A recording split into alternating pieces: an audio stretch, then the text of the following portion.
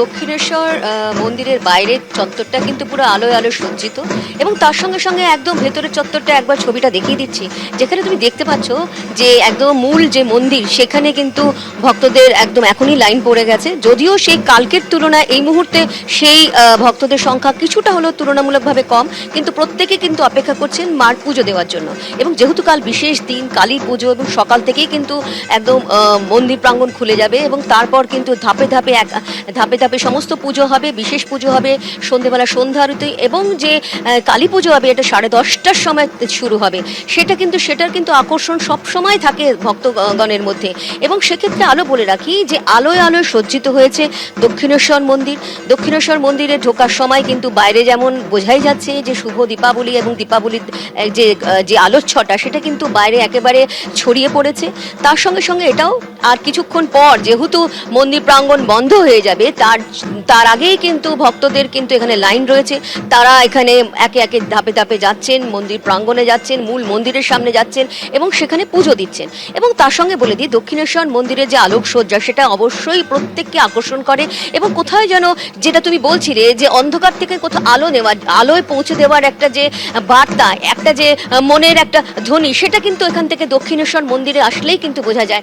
এবং সব থেকে বড় কথা, এই দক্ষিণেশ্বর মন্দিরে একটা ঐতিহ্য রয়েছে এবং সেই ঐতিহ্যের মন্দিরে বারবার কিন্তু ভক্তকুল তারা কিন্তু ছুটে আসেন এবং বিশেষ পুজো, কালী পুজোর দিন কিন্তু এই মন্দির চত্বর আলোয় আলোয় সজ্জিত হয় এবং তার সঙ্গে সঙ্গে বিশেষ পুজো হয়। সেখানেও কিন্তু ভক্তদের আনাগোনা একদম এক বলা যেতে পারে একেবারে মন্দির চত্বর প্রাঙ্গণ থেকে কিন্তু বাইরে পর্যন্ত সেই লাইন পড়ে যায়। এবং এটাও বলে রাখি যে মন্দির চত্বরে প্রবেশ করার জন্য যে নিরাপত্তার ব্যবস্থা, সেই নিরাপত্তার ব্যবস্থাও কিন্তু কর্তৃপক্ষের তরফ থেকে যথেষ্ট করা হয়েছে। আর দেখতে পাচ্ছ এখানে আলোয় আলো সজ্জিত রয়েছে দক্ষিণেশ্বর মন্দির। অবশ্যই আরো যত একদমই রুমা, শ্রী শ্রী রামকৃষ্ণের সাধন ক্ষেত্র এই দক্ষিণেশ্বর, তা দেখার জন্য বিশেষ করে মাকে এখানে ভবতারিণী রূপে আরাধনা করা হয়, তাই প্রচুর মানুষ আসেন। এবার আপনাদের দেখাবো দক্ষিণ কলকাতার রিজেন্ট এস্টেট মৈনাক ক্লাবের কালী পুজোর ছবি। এবিপি আনন্দে আলোক আনন্দ সম্মান পেল এই কালী পুজো। রিজেন্ট এস্টেট মৈনাক ক্লাব এই পুজো এবছর 51তে পা দিল। পুজোর থিম পরাক্রম। শিল্পী সৌরভ কালী তিনি এই পরাক্রম থিমের মাধ্যমে ক্ষুদিরাম বসুর যে জীবনী, তার প্রতি যে শ্রদ্ধা, সেইটাকেই কিন্তু তাদের মণ্ডপ জুড়ে ফুটিয়ে তুলতে চেয়েছেন। ক্ষুদিরাম বসুর যে আত্মবলিদান তাই ছড়িয়ে রয়েছে মণ্ডপের বিভিন্ন জায়গায়। এখানে যেরকম অনুশীলন সমিতির যে লোগো সেইটাকে তুলে ধরা হয়েছে, কিংসফোর্ডের যে গাড়ি সেই গাড়িরও কিন্তু চিত্র এখানে রয়েছে। এছাড়া ক্ষুদিরাম বসুর যে ডেথ সার্টিফিকেট সেটাও এখানে রয়েছে। তার পাশাপাশি আমরা দেখতে পাচ্ছি যে ক্ষুদিরাম বসু যাদের কাছে মানুষ হয়েছিলেন সেই অপরূপা দেবী এবং তার জামাইবাবুর যে ছবি সেটাও এখানে রয়েছেন। যে এই যে প্রতিমা অভিষেক ভট্টাচার্যের তৈরি এই প্রতিমা, সেই প্রতিমাও কিন্তু মণ্ডপের সঙ্গে সঙ্গত রেখেই তৈরি করা হয়েছে এবং এখানে ক্ষুদিরাম বসু সহ অন্যান্য যে সমস্ত বিপ্লবী তাদের কিন্তু ছবি রয়েছে। ক্ষুদিরামের ভাগ্নে ললিত মোহনের সঙ্গে চিঠিতে কথোপকথন, সেই চিঠিগুলোও কিন্তু স্টেট আর্কাইভ থেকে নিয়ে আসা হয়েছে এবং সেগুলো এখানে রয়েছে। আর সেই কারণেই তারা এইভাবে ক্ষুদিরাম বসুর যে আত্মবলিদান সেইটাকে মণ্ডপ জুড়ে ফুটিয়ে তুলেছেন। আর তাই তারা পেয়ে যাচ্ছেন এবিপি আনন্দের আলোক আনন্দ সম্মান 2025-এর সেরা পুজোর এই সম্মান। অর্ণব মুখোপাধ্যায়, এবিপি আনন্দ, কলকাতা। এবার আপনাদের সামনে তুলে ধরবো বীরভূমের নলাটেশ্বরীর ছবি, যা অন্যতম একটি শক্তিপীঠ। কিভাবে হয় এখানে মাতৃ আরাধনা, যার পরতে পরতে জুড়ে রয়েছে অনেক ইতিহাস। সন্দীপ, দেখো 51টি যে সতীপীঠ রয়েছে, যার মধ্যে বীরভূমে 5টি সতীপীঠ, তার অন্যতম এই নলাটেশ্বরী। যেটা নলহাটিতে রয়েছে।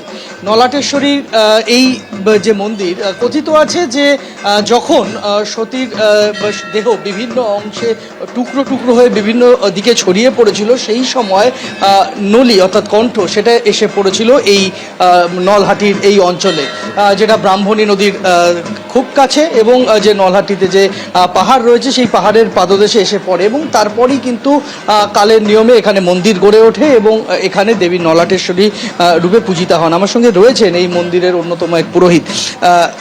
একটু যদি সংক্ষেপে বলেন যে আগামীকাল রাত পোহালেই কালী পূজা, এবং ঠিক কিভাবে আপনারা এখানে দেবী নলাটেশ্বরীর পুজো করে থাকেন, কি কি উপাচার তার?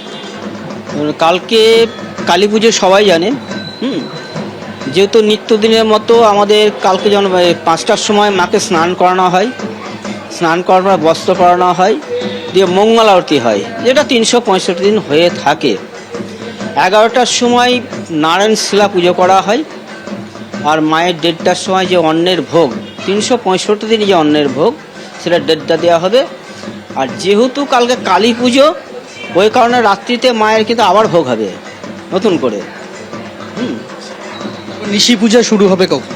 দেখুন, আমাদের সেখানে সিস্টেমটা যেটা হয়ে আছে, 6টা থেকে 6:30 7টার মধ্যে সে দূর দূরান্ত থেকে এসে দীপ জ্বালাবে, ক্যান্ডেলস্টিক মোমবাতি জ্বালাবে।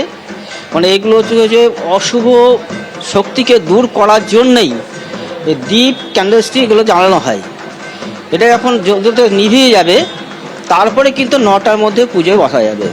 অর্থাৎ রাত 9টায় সেই নিশি পূজা শুরু, এবং তারপর পূজা চলবে। এবং আমরা দেখতে পাচ্ছি, আমি এই মুহূর্তে দেবী প্রতিমার দর্শন করাচ্ছি, যারা এই মুহূর্তে টিভির পর্দায় চোখ রেখেছেন তাদের, গোটা মন্দির চত্বরটা কিন্তু সাজিয়ে তোলা হয়েছে আলোকমালায়, যেটা এই মুহূর্তে দেখানো সম্ভব নয়। কিন্তু দেবী প্রতিমা তাকে আগামী কাল সকালবেলা মন্দির খোলার পর রাজবেশ পরানো হবে, নারায়ণশিলা পূজা, এবং তারপর দিনভর চলবে কালী পূজার দিনে একেবারেই বিশেষ সতীপীঠ এবং শক্তিপীঠ। রাজ্যের প্রসিদ্ধ কালীক্ষেত্রগুলোতে যেভাবে বিশেষ পুজোর প্রস্তুতি চলছে, তারাপীঠের ছবিটা কি তুলে ধরবেন আমাদের প্রতিনিধি আবির দত্ত।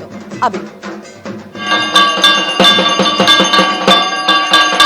দেখো, আজকে ভূত চতুর্দশী, একটু আগেই আমরা দেখলাম মা তারার মন্দিরে সেখানে সন্ধ্যারতি হয়েছে, এবং এখন প্রত্যেকবারের মতন আজকেও এই অশুভ শক্তির বিনাশের জন্য ঘরে ঘরে যে 14 প্রদীপ, তারাপীঠ মন্দিরে কিন্তু বিশেষ যজ্ঞ, এবং সেখানেও কিন্তু আমরা দেখছি এই যজ্ঞের কিন্তু চলছে, এবং সেখানে পুজো চলছে, যাতে ঘরে ঘরে শান্তি এবং বজায় থাকে, এবং প্রত্যেকে যাতে সুখে শান্তিতে থাকেন, সেই আশাতেই কিন্তু তারাপীঠ মন্দিরে এই বিশেষ যজ্ঞ চলছে। আমি একবার কথা বলবো, সঙ্গে সঙ্গে ছবিও দেখাতে বলবো। এই আজকে রাত্রিবেলা তো নিশি পুজো হবে। হ্যাঁ, আজকেও নিশি পুজো হবে, সেটা হচ্ছে ভূত চতুর্দশী আজকে। কারণ কালী পুজোর আগে, অমাবস্যার আগে যে চতুর্দশী পড়ে সেটাকে ভূত চতুর্দশী বলা হয়। আমাদের মহালয়ার পরে পিতৃপুরুষের যে মর্তে আগমন হয়, আজকে তাদের যাওয়ার দিন, তাই 14 প্রদীপ জ্বালিয়ে হোমযজ্ঞ করে তারা যে শান্তিভাবে থাকতে পারে, যেখানেই থাকুক না কেন তার মঙ্গল শান্তি কামনা করা হয়, আর পারিবারিক মঙ্গল কামনা করা হয়। সেই উদ্দেশ্যেই তারাপীঠ মন্দিরে এখন অনুষ্ঠিত হচ্ছে ভূত চতুর্দশীর মহাযজ্ঞ। এবং আজকে রাত পর্যন্ত পুজো হবে, ভক্ত সমাগম ইতিমধ্যে প্রচুর মানুষ এসছেন। চলবে আজকে মায়ের দরজা খোলা থাকবে যতক্ষণ সবাই দেখতে পাবে। মোটামুটি আজকে রাত্রি 12টা পর্যন্ত মন্দির খোলা থাকবে। মানে এত ভক্ত, হাজার হাজার যে ভক্ত এসছে, তারা চাচ্ছে যে চতুর্দশী দিন মাকে একটু পুজো দিয়ে মায়ের কাছে প্রার্থনা করবে যে আগামী দিনটা যেন ভালো যায়। কালী পুজোর আগে যে চতুর্দশী থাকে সেই পুজোটা কিন্তু দেওয়া হয়। এবং একেবারেই যেমনটা ওনারা জানাচ্ছিলেন, এবং আমরা দেখছি যজ্ঞ হচ্ছে, এবং সেই যজ্ঞের সঙ্গে সঙ্গে এখানে এই প্রত্যেকবারের মতন রীতি মেনে আজকেও তারাপীঠ মায়ের মন্দিরে আলোকসজ্জায় সেজে উঠেছে মা তারার মন্দির, এবং সেখানে একদিকে যেমন সন্ধ্যারতি হয়েছে, নিশি পুজো, এবং আরেকদিকে ভূত চতুর্দশীর এই যে যজ্ঞ বিশেষ পুজো, সেই বিশেষ পুজো হচ্ছে। প্রত্যেকের শান্তি যেন ঘরে ঘরে থাকে।